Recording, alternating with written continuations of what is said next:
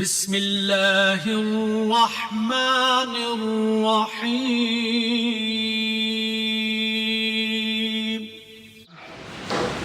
نحمده ونستعينه ونستغفره ونعوذ بالله من شرور أنفسنا ومن سيئات أعمالنا من يهده الله فلا مضل له ومن يضلله فلا هادي له وأشهد أن لا إله إلا الله وحده لا شريك له وأشهد أن محمدا عبده ورسوله يا أيها الذين آمنوا اتقوا الله حق تقاته ولا تموتن إلا وأنتم مسلمون يا أيها الناس اتقوا ربكم الذي خلقكم من نفس واحدة وخلق منها زوجها وبث منهما رجالا كثيرا ونساء واتقوا الله الذي تساءلون به والأرحام إن الله كان عليكم رقيبا يا أيها الذين آمنوا اتقوا الله وقولوا قولا سديدا يصلح لكم أعمالكم ويغفر لكم ذنوبكم ومن يطع الله ورسوله فقد فاز فوزا عظيما أما بعد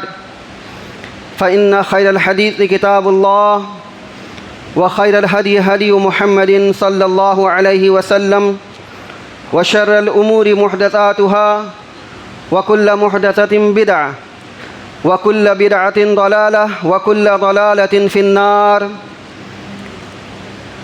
رب اشرح لي صدري ويسر لي أمري واحلل عقدة من لساني يفقهوا قولي سبحانك لا علم لنا إلا ما علمتنا إنك أنت العليم الحكيم وتب علينا إنك أنت التواب الرحيم۔ تمام قسم کی تعریف، کبریائی، حمد و ثنا اس اللہ وحدہ لا شریک کے لیے لائق و زیبا ہے جس نے اس ساری کائنات کی تخلیق فرمائی، ہمیں مسلمان بنایا اور ہماری رشد و ہدایت کے لیے انبیاء اور رسولوں کو مبعوث کیا۔ درود و سلام نازل ہو تمام انبیاء کرام پر، خصوصاً محمد عربی صلی اللہ علیہ وسلم پر۔ اللہم صلی علی محمد وعلی آل محمد کما صلیت علی ابراہیم وعلی آل ابراہیم انک حمید مجید۔ اللہم بارک علی محمد وعلی آل محمد کما بارکت علی ابراہیم وعلی آل ابراہیم انک حمید مجید۔ معزز حاضرین جمعہ، اسلامک کیلنڈر کے حساب سے نیا سال شروع ہو چکا ہے، اور اسی طریقے سے ظلم اور فساد اور بگاڑ بھی شروع ہو چکا ہے۔ دنیا کے اندر میں جہاں کہیں بھی کوئی فساد اور بگاڑ پیدا ہوتی ہے، ہم سب سمجھتے ہیں کہ اس کے پیچھے ابلیس کا ہاتھ ہے، لیکن اگر آپ اس کی حقیقت پر نظر ڈالیں گے تو دراصل ان کے پیچھے میں یہودی لابی اور اس کے ہمنوا شریک اور ساجی ہیں۔ اللہ سبحانہ و تعالی نے پورے قرآن مجید کے اندر میں مسلمانوں کو اور اسلام کا جو دشمن بتلایا ہے، وہ اسلام اور مسلمانوں کا سب سے بڑا دشمن اگر کوئی ہے تو یہ یہودی ہیں اور مشرکین ہیں۔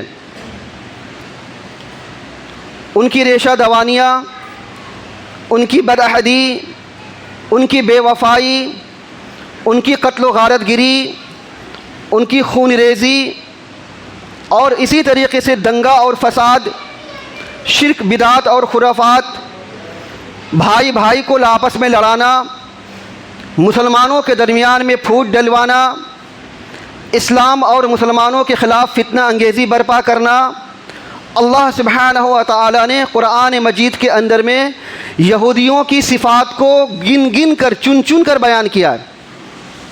یہ اس وجہ سے ہے تاکہ مسلمان متنبہ ہو جائیں، مسلمان الرٹ ہو جائیں کہ یہودی ہم سے کس طرح کا بد کرداری اور کس طرح کا بدعہدی کر کے ہمارے درمیان میں پھوٹ اور فتنہ انگیزی برپا کر رہے ہیں۔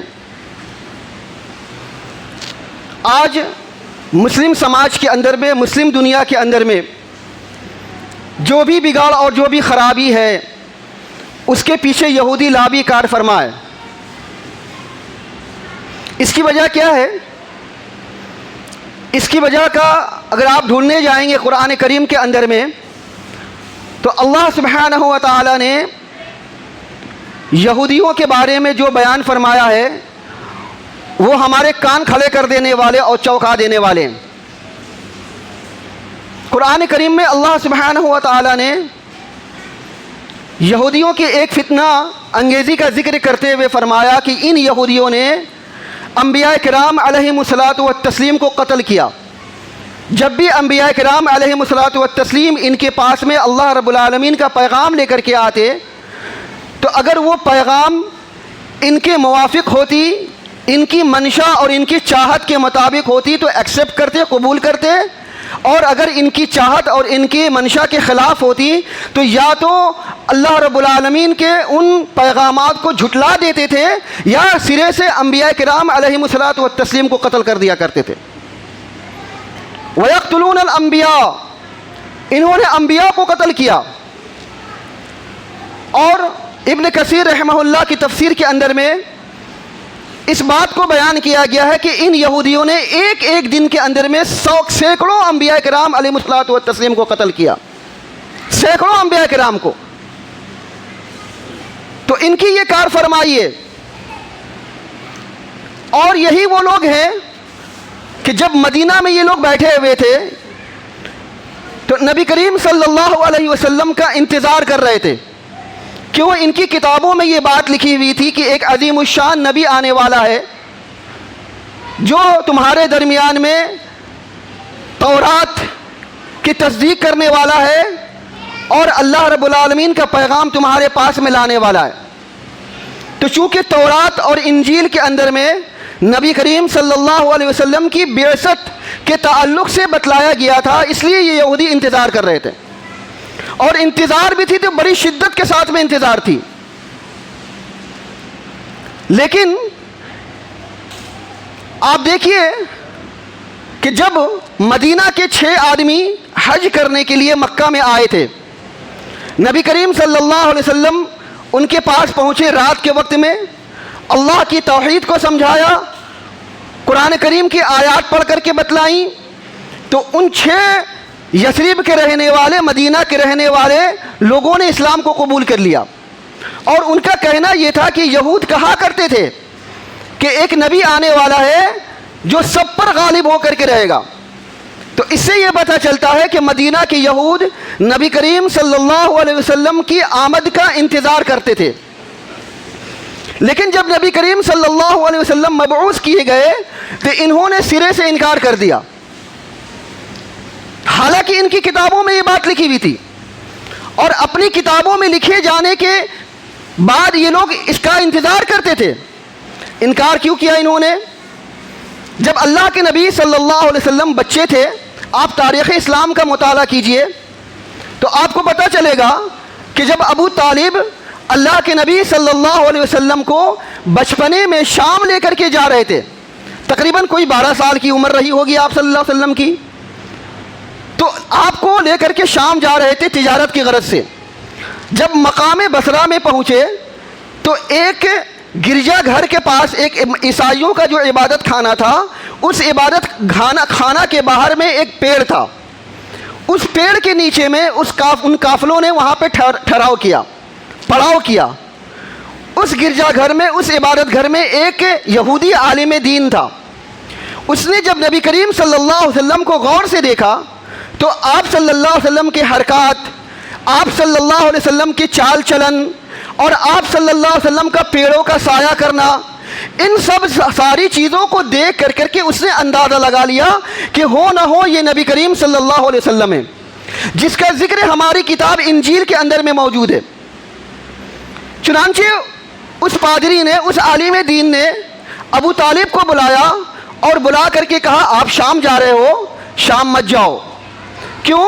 اس لیے کہ شام میں یہودیوں کی بہت زیادہ تعداد تھی، جب یہ شام لے کر کے جاؤ گے، ان کو نبی کریم صلی اللہ علیہ وسلم کو جب آپ لے کر کے جاؤ گے تو یہودی ان کو پہچان لیں گے، اور جیسے ہی ان کو پہچان لیں گے اسی وقت ان کا کام تمام کر دیں گے۔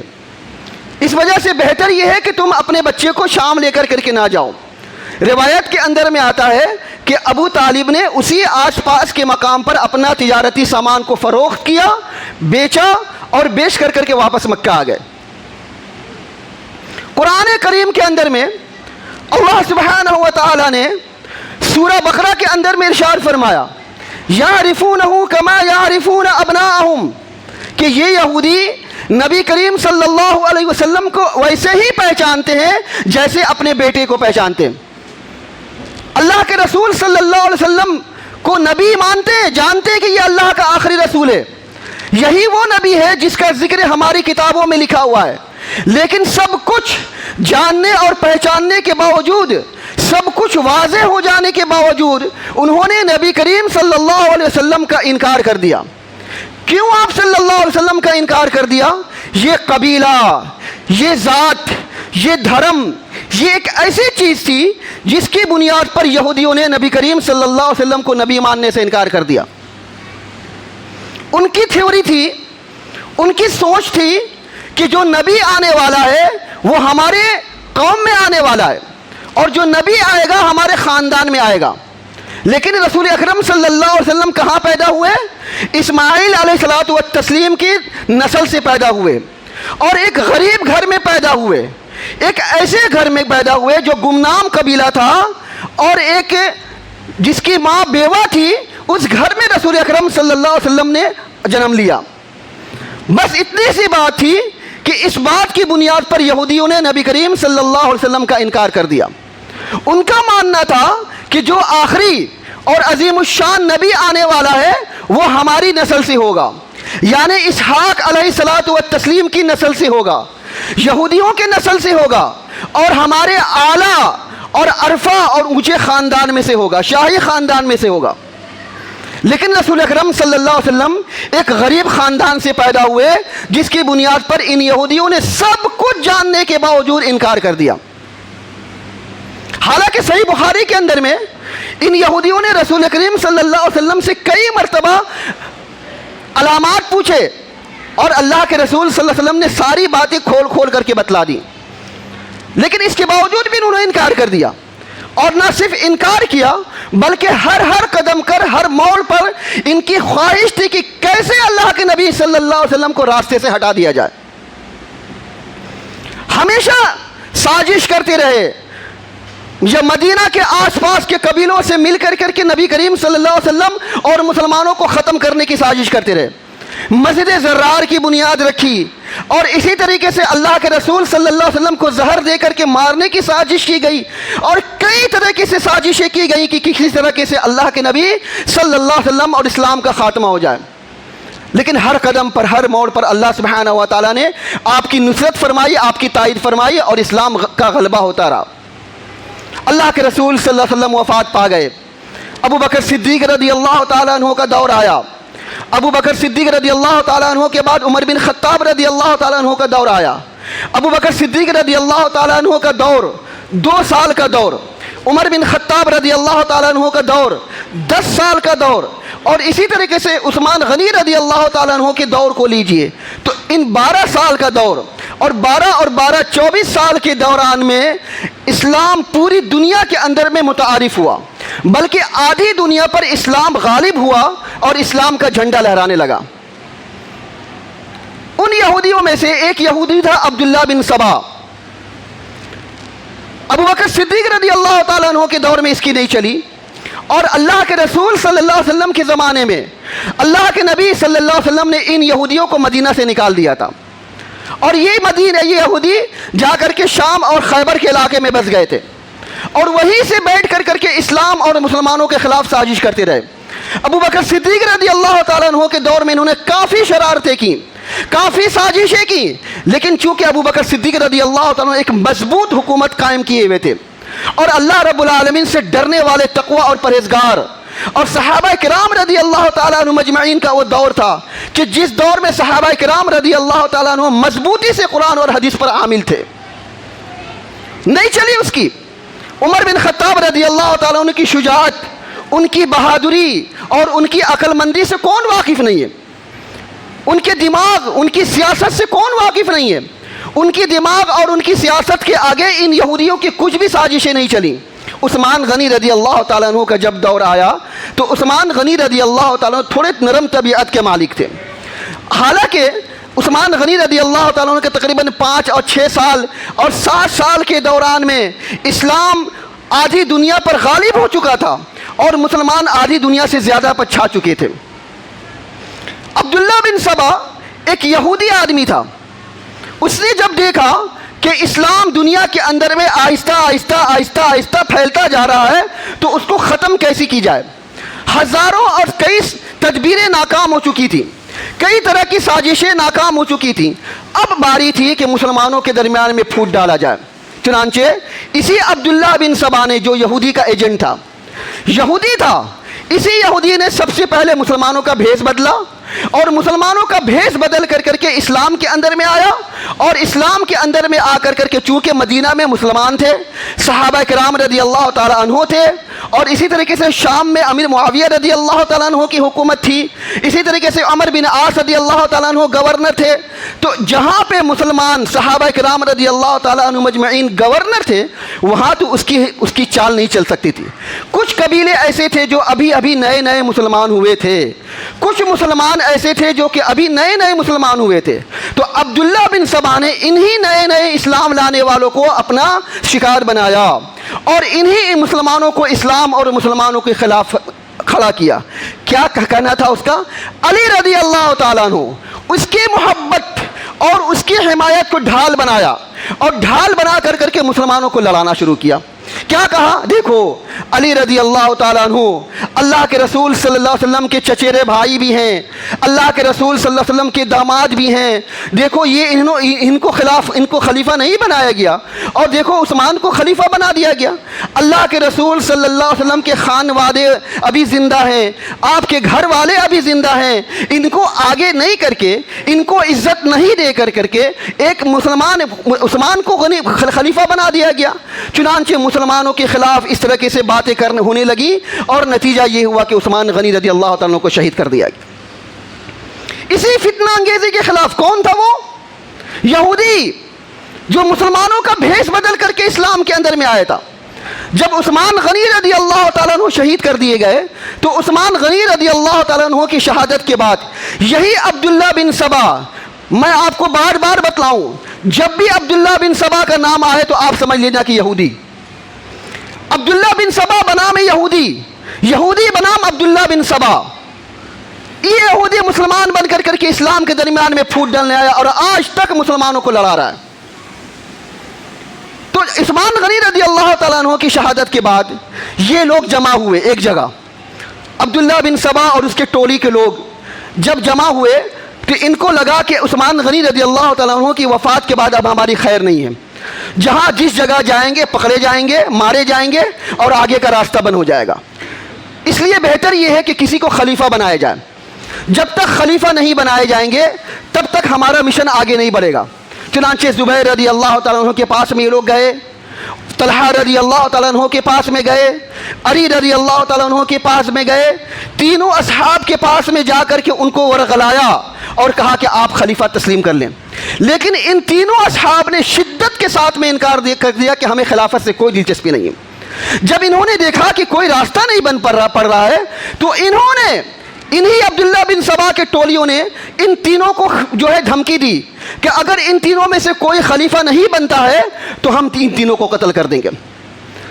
اس دھمکی کے باوجود علی رضی اللہ تعالیٰ عنہ کو مسلمانوں نے کہا کہ آپ ہیں اللہ کے رسول صلی اللہ علیہ وسلم کے خانوادے میں سے، اور عثمان غنی رضی اللہ تعالیٰ عنہ کے بعد میں سے آپ موضوع اور مناسب ہے کہ آپ کو خلیفہ بنایا جائے۔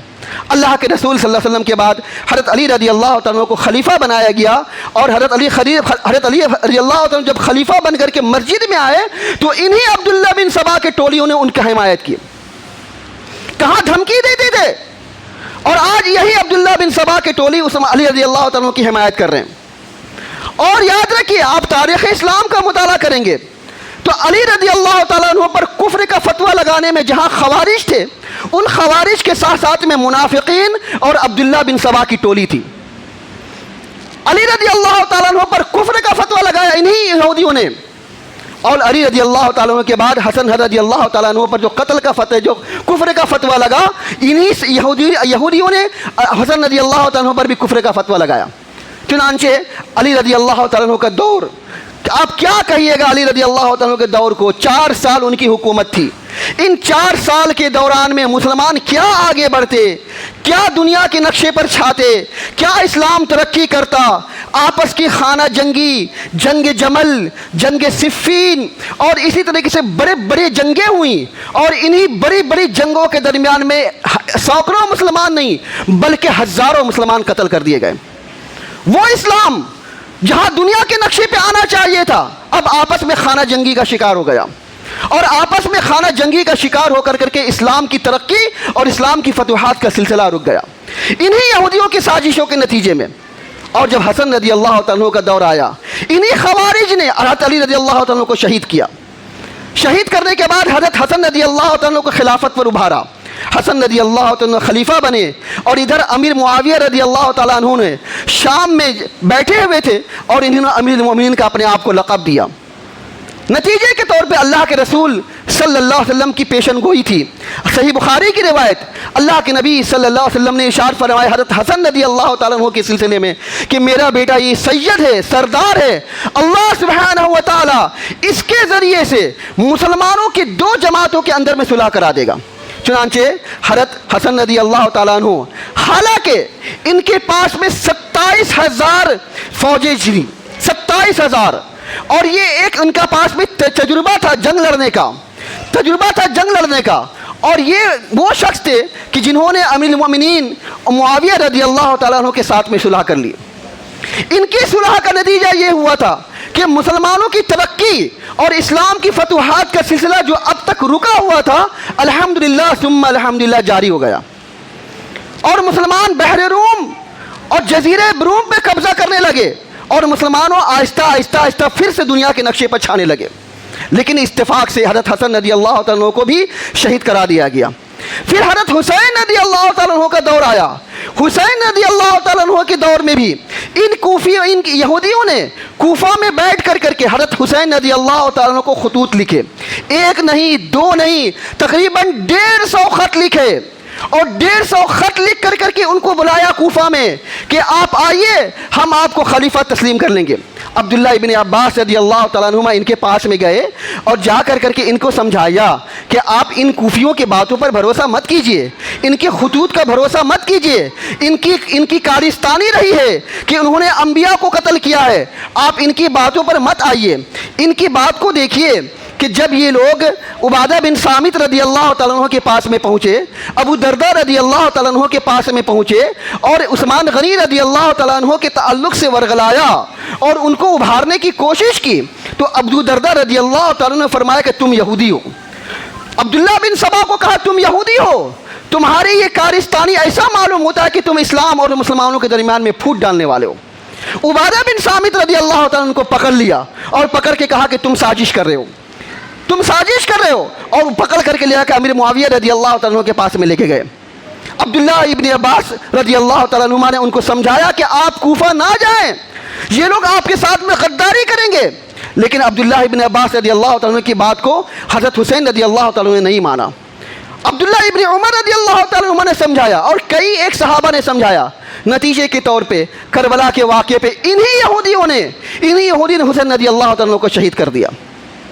آج یہ یہودی، یہ سبائی، یہ شیعہ جو اپنے آپ کو کہتے ہیں، ان کو علی رضی اللہ تعالیٰ عنہ سے، ان کو نبی کریم صلی اللہ علیہ وسلم سے، ان کو اہل بیت سے محبت نہیں ہے، یہ دشمن ہے علی رضی اللہ تعالیٰ عنہ کے، یہ دشمن ہے اللہ کے رسول صلی اللہ علیہ وسلم کے، یہ دشمن ہے اہل بیت کے۔ اگر یہ اہل بیت کے دشمن نہ ہوتے، اگر یہ علی رضی اللہ تعالیٰ کے دشمن نہ ہوتے، تو یہ علی رضی اللہ تعالیٰ پر کفر کا فتویٰ نہ لگاتے۔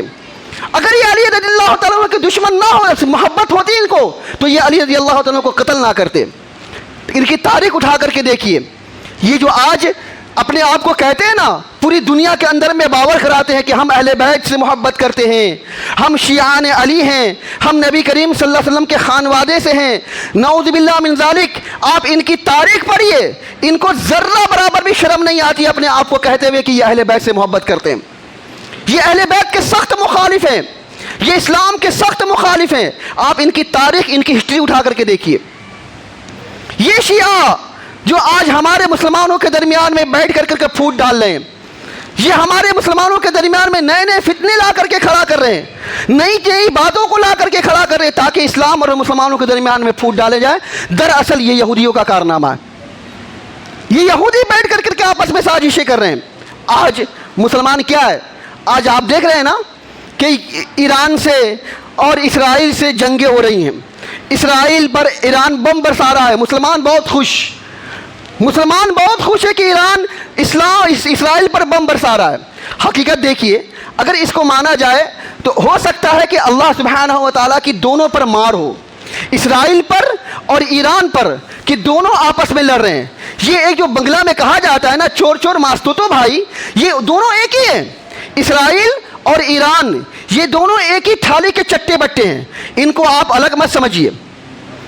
یہ دونوں یہودی ہیں اور یہ دونوں اسلام اور مسلمانوں کے سخت مخالف ہیں۔ اگر یہ بات نہ ہوتی تو عمر فاروق رضی اللہ تعالیٰ عنہ کے جو قاتل فیروز ابو لولو فیروز، اس کے مزار پر آج بھی عرس لگتا ہے ایران میں، اور ایران کے بڑے بڑے رہنما، بڑے بڑے منتری جا کر کے حاضری دیتے ہیں۔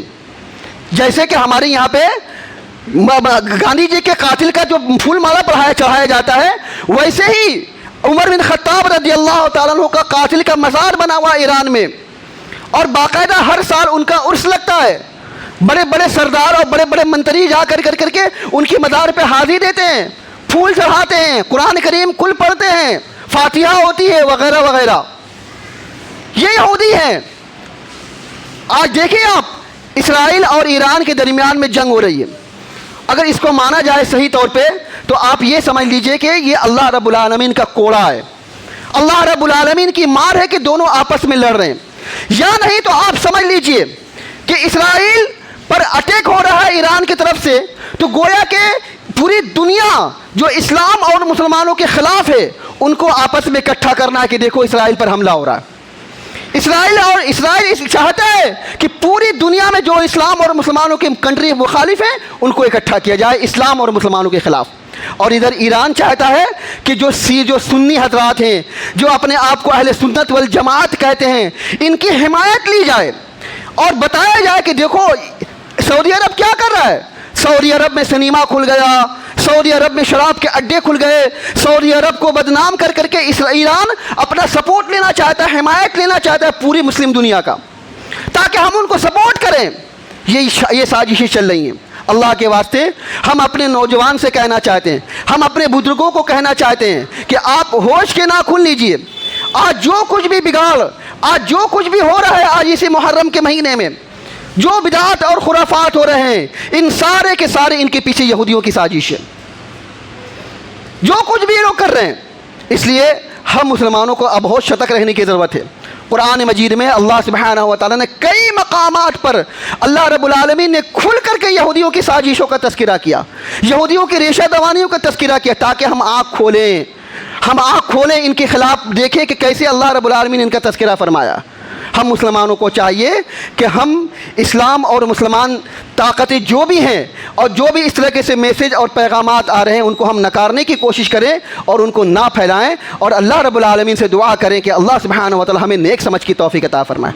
اب بھی ہم سمجھیں کہ کیسے ایران، کیسے یہ شیعہ ہم سے آ کر کے ہمارے دین اور ایمان کو چھیننے کی کوشش کر رہے ہیں، ہم سے ایمان کو چھیننے کی کوشش کر رہے ہیں۔ اس لیے اپنا ایمان بچائیے، اپنا عقیدہ بچائیے، اپنی توحید کو مضبوط کیجیے، اپنے توحید کو حفاظت کیجیے، اللہ تعالیٰ سے دعا کیجیے اللہ سبحانہ و تعالیٰ ہم سب کی حفاظت فرمائے۔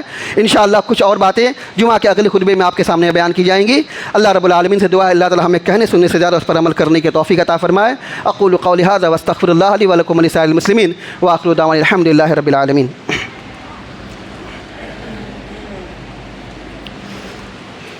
ان الحمد لله نحمده ونستعينه ونستغفره ونعوذ بالله من شرور انفسنا ومن سيئات اعمالنا من يهده الله فلا مضل له ومن يضلل فلا هادي له واشهد ان لا اله الا الله واشهد ان محمدا عبده ورسوله ان الله وملائكته يصلون على النبي يا ايها الذين امنوا صلوا عليه وسلموا تسليما اللهم صل على محمد وعلى ال محمد كما صليت على إبراهيم وعلى آل إبراهيم إنك حميد مجيد.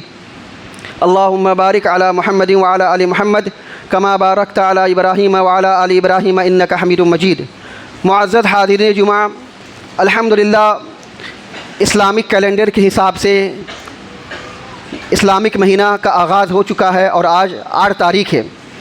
اسی مہینے کے تعلق سے صحیح بخاری اور صحیح مسلم وغیرہ کی اور کئی دیگر صحیح روایات کے اندر میں بہت سارے احکام، بہت سارے مسائل اور اس کی فضیلت اور اہمیت بتلائی گئی ہے. ان اہمیت اور ان فضیلتوں میں سے ایک فضیلت یہ ہے کہ ماہ محرم کے 10ویں تاریخ کو روزہ رکھنا چاہیے. یہ کیوں روزہ رکھنا چاہیے یہ سب آپ کو پتہ ہے، کچھ بتانے کی ضرورت نہیں ہے کہ چونکہ 10ویں محرم کو اللہ سبحانہ و تعالیٰ نے موسیٰ علیہ الصلاۃ والتسلیم کو فرعون کے غلبے اور اس کے غلامی سے آزادی دی تھی. اسی خوشی میں اور اسی شکرے کے طور پہ موسیٰ علیہ الصلاۃ والتسلیم نے 10ویں محرم کو روزہ رکھا اور ان کے ماننے والوں نے روزہ رکھا، اور یہ سلسلہ اللہ کے رسول صلی اللہ علیہ وسلم تک چلتا رہا. یہودی جو موسیٰ علیہ الصلاۃ والتسلیم پر صحیح معنوں میں ایمان رکھتے تھے وہ لوگ روزہ رکھتے تھے. اللہ کے نبی صلی اللہ علیہ وسلم کو اس بات کا علم نہیں تھا، پتہ نہیں تھا. مدینہ جب اللہ کے رسول صلی اللہ علیہ وسلم آئے اور پتہ یہ چلا اللہ کے رسول صلی اللہ علیہ وسلم کو کہ یہودی 10ویں محرم کو روزہ رکھتے ہیں، اور اس کی پورا بیک گراؤنڈ بھی بتلایا گیا، پوری تاریخ، پوری ہسٹری بھی بتلائی گئی آپ صلی اللہ علیہ وسلم کو کہ یہودی اس دن روزہ کیوں رکھتے ہیں. تو آپ صلی اللہ علیہ وسلم نے فرمایا کہ یہودی روزہ رکھتے ہیں تو ہم تو زیادہ اس بات کے حق رکھتے ہیں کہ ہم روزہ رکھیں. ہم کو اس بات کا زیادہ حق ہے کہ لہٰذا ہم جو ہے 10ویں محرم کا روزہ ہم بھی رکھیں گے، لیکن ہم یہودیوں کی مخالفت کریں گے. یہودیوں کے شانہ بشانہ اور یہودی کے نقش قدم پر نہیں چلیں گے، ان کی مخالفت کریں گے، اور ان کی مخالفت میں ہم ڈبل روزہ رکھیں گے. وہ 1 رکھتے ہیں، ہم 2 رکھیں گے. اللہ کے نبی صلی اللہ علیہ وسلم نے یہودیوں کی مشابہت نہ ہو اس سے بچنے کے لیے ہمیں حکم دیا گیا کہ ہم 2 روزہ رکھیں، 9ویں 10ویں کا یا 10ویں 11ویں کا ہم روزہ رکھیں، یہودیوں کی مشابہت سے بچنے کے لیے. یہودیوں کی مشابہت سے اس معنوں میں ہر مسلمان بچنے کی کوشش کرتا ہے، لیکن اگر آج آپ دیکھیں تو آج ہم ڈھول تاشے کے نام پر، تعزیہ کے نام پر اور سبیل کے نام پر، شربت اور کھچڑے کے نام پر اور بہت سارے بدعات اور خرافات کے نام پر یہودیوں کے بالکل نقش قدم پر چل رہے ہیں، یہودیوں کے شانہ بشانہ اور یہودی کے ساتھ ساتھ چل رہے ہیں. وہ جو فرمایا رسول اللہ صلی اللہ علیہ وسلم نے، جامع ترمذی کے صحیح درجے کی روایت ہے کہ تم ضرور اپنے پہلے سے لوگوں کی تم جو ہے پیروی کرو گے. وہ اگر سانڈ کے بل میں گھس جائیں گے تو تم یہ نہیں دیکھو گے کہ سانڈ کے بل میں گھسنا ہمارے لیے مضر ہوگا یا ہمارے لیے فائدہ مند ہوگا، تم دیکھو گے نہیں، بلکہ تم ان کے نقش قدم پہ چلتے ہوئے تم بھی سانڈ کے بل میں جا کر کے گھس جاؤ گے. بعد میں تم کو تکلیف ہو نقصان ہو تم جہنم میں جاؤ گرو. یہی تو ان کا منشا ہے، یہی تو وہ چاہتے ہیں کہ آپ جہنم میں گریں، آپ تباہی اور بربادی کے دلدل میں گریں. آپ کے بچوں کے ہاتھوں میں ڈھول تاشا دے دیا گیا ہے، قلم نہیں ہے آپ کے بچوں کے ہاتھوں میں، کتابیں نہیں ہیں آپ کے بچوں کو میں، آپ کے بچوں کے زبان پر کلمہ توحید نہیں ہے، آپ کے بچوں کے زبان پر اسلام اور مسلمانوں کے بارے میں جو نظریات اور جو عقیدے اور جو باتیں بتلائی گئی ہیں قرآن حدیث کے اندر میں وہ نہیں ہیں. کیا ہے؟ ڈھول تماشا، ڈھول تاشا آپ کے بچوں کے ہاتھ میں. دنیا 56 اسلامک کنٹریز ہماری ہے، پوری دنیا مل کر کے ہمارا ڈنکا بجا رہی ہے، لیکن آج ہمارے مسلمان ڈنکا بجا رہے ہیں گلی گلی میں، نکڑ نکڑ پہ. اور دیکھیے کیسے کیسے عقیدے، کیسے کیسے نظریے. مچھلی نہیں کھانا آپ کو، اس 10 دنوں میں مچھلی نہیں کھانا، اس 10 دنوں میں شادی بیاہ نہیں کرنا، ان 10 دنوں میں یہ نہیں کرنا. اب حسن حسین رضی اللہ تعالیٰ کو پیاسا شہید کر دیا گیا، تو اب پیاسا شہید کر دیا گیا، ان کی یاد کرنے کے لیے گلی گلی نکڑ نکڑ پہ سبیل لگائی جاتی، شربت بانٹا جاتا ہے، کھچڑا بانٹا جاتا ہے. کیوں کھچڑا بانٹا جاتا ہے؟ کہ حسین رضی اللہ تعالیٰ نے جب شہید کر دیے گئے تو ان کے خانوادے کو، ان کے خاندان والوں نے جو اس دن کھایا تھا تو سوکھا چاول کھایا تھا اور دال کو ابال کر کے کھایا تھا. سوکھا چاول اور دال کو، چونکہ جنگ کا ماحول تھا، جنگ کا میدان میں تھا، تو روکھا سوکھا جیسا چاہا بنایا کھا گیا.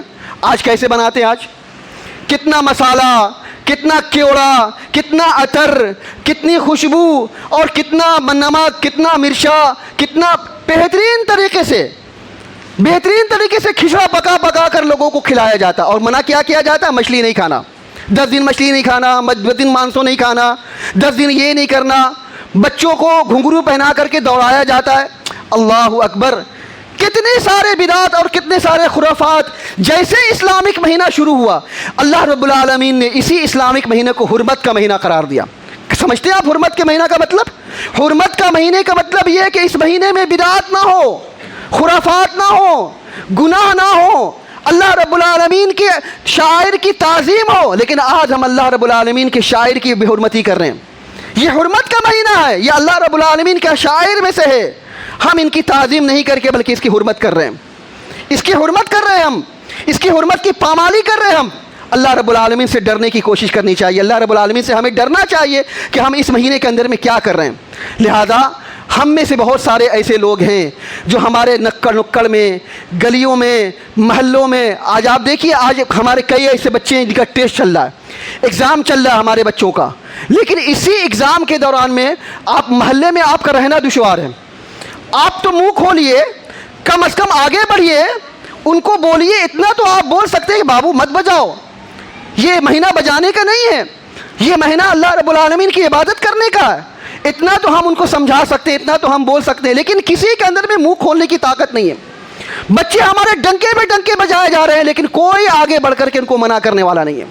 सारे लोग सब कुछ रह रहे हैं, तमाशा देख रहे हैं, तमाशा दिख रहा है, सब कुछ भीड़ लगा के तमाशा दिखा जाओ। और 3 दिन कितना तमाशा होगा अल्लाह को पता, 3 दिन कितना तमाशा होगा। और इसी मुहर्रम के महीने में हमारे वो अहले सुन्नत वल जमात के बड़े बड़े उलमाए दीन और जो है शेर पंजाब और शेर बंगाल और पता नहीं किन किन अलकाब से अपने आप को नवाजे जाने वाले, अपने आप को अलकाब से मुलक्कब करने वाले, अपने आप को अलकाब से, इसी देखिए यहूदियों की, इन्हीं शियान अली जो अपने आप को शियान अली कहते हैं, कितना मातम करते हैं, दुनिया को बेवकूफ़ बना रहे हैं कि हम मातम कर रहे हैं। हुसैन रज़ी अल्लाह तआला का नकली गर्दन लेकर करके घूम रहे हैं, नकली गर्दन लेकर करके, और मातम कर रहे हैं। मातम नहीं है ये, दुनिया को बेवकूफ़ बनाया जा रहा है, ये मातम नहीं है। इन्होंने हज़रत हुसैन रज़ी अल्लाह तआला को शहीद किया, इन्होंने अली रज़ी अल्लाह तआला को शहीद किया, इन्होंने हज़रत रज़ी अल्लाह तआला को शहीद किया, इन्होंने अहले बैत को तितिर बितिर किया। ये अहले बैत के दुश्मन हैं, आज मातम कर रहे हैं, दुनिया को बेवकूफ़ बना रहे कि हम मातम कर रहे हैं। हुसैन रज़ी अल्लाह तआला का सर लेकर करके लोग मातम कर रहे हैं, अपना सीना और अपना मुंह नोच रहे हैं। और ये लोग अहले सुन्नत वल जमात कैसे कैसे कितनी कितनी बातों को मिर्च मसाला लगा करके उम्मत के सामने में बयान किया जा रहा है, ऐसा कि जैसे इससे पहले कोई इंसिडेंट हुआ ही नहीं, कोई वाक़या हुआ नहीं। हालांकि तारीख़ इस्लाम का मुताला कीजिए, बड़े बड़े जो है हज़रत उस्मान रज़ी अल्लाह तआला की शहादत का वाक़या आप देखिए, सबसे ज़्यादा दर्दनाक वाक़या, सबसे ज़्यादा दर्दनाक वाक़या, और हज़रत हमज़ा रज़ी अल्लाह तआला शहीद किए गए, उनके वाक़या को आप देखिए।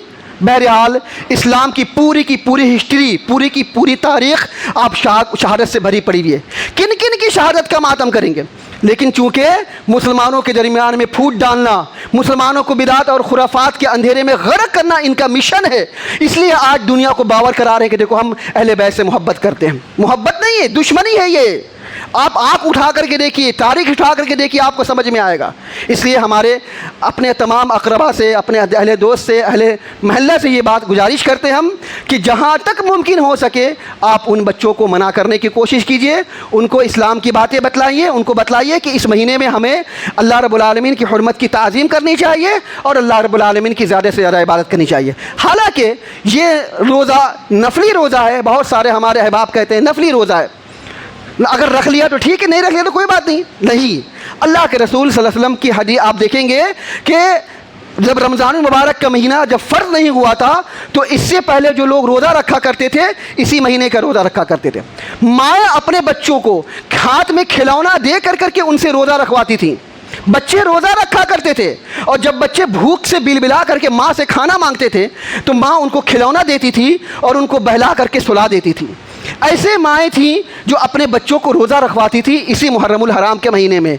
लेकिन आज हमारी माएँ हैं और हमारे वालिदैन हैं जो हमारे बच्चों को ढोलक दे रहे हैं कि जाके मोहल्ला में इस्लामी हुर्मत की ताज़ीम ना करके बल्कि पामाली करो। یہ آج ہمارا ماحول ہے۔ اللہ تعالیٰ سے دعا اللہ تعالیٰ ہمیں کہنے سننے سے زیادہ اس پر عمل کرنے کی توفیق عطا فرمائے۔ اس لیے آپ سے گزارش ہے کہ 9-10 کا روزہ رکھیے یا 10-11 کا روزہ رکھیے، اس کو آپ صرف نفل کہہ کر کے آپ مت ٹالیے، الا یہ کہ آپ کے پاس میں کوئی شرعی عذر ہو، کوئی وجہ ہو جس کی وجہ سے آپ روزہ نہ رکھ سکتے ہوں، لیکن بہتر یہی ہے کہ آپ ان 2 دنوں میں روزہ رکھیں تاکہ ہم یہودیوں کی مخالفت کر سکیں اور اللہ رب العالمین کی حرمت کی تعظیم بھی بجا لا سکیں۔ اللہ تعالیٰ سے دعا ہے اللہ تعالیٰ ہمیں کہنے سننے سے زیادہ پر عمل کرنے کی توفیق عطا فرمائے۔ الہ العالمین دنیا کے اندر میں جہاں کہیں مسلمان پریشان، الہ العالمین ان سب کی حفاظت فرما، ہمارے مسلمان بچے اور بچیوں کی حفاظت فرما، الہ العالمین ہمارے مساجد ہمارے مدارس کی حفاظت فرما، جب تک ہم جیے کتاب اللہ اور سنت رسول اللہ صلی اللہ علیہ وسلم پر عمل کرتے ہوئے جیے، اور جب ہمارا خاتمہ ہو انہی دونوں پر عمل کرتے ہوئے ہمارا خاتمہ ہو۔ اقول قولی ھذا واستغفر اللہ لی ولکم ولسائر المسلمین، وآخر دعوانا الحمد للہ رب العالمین۔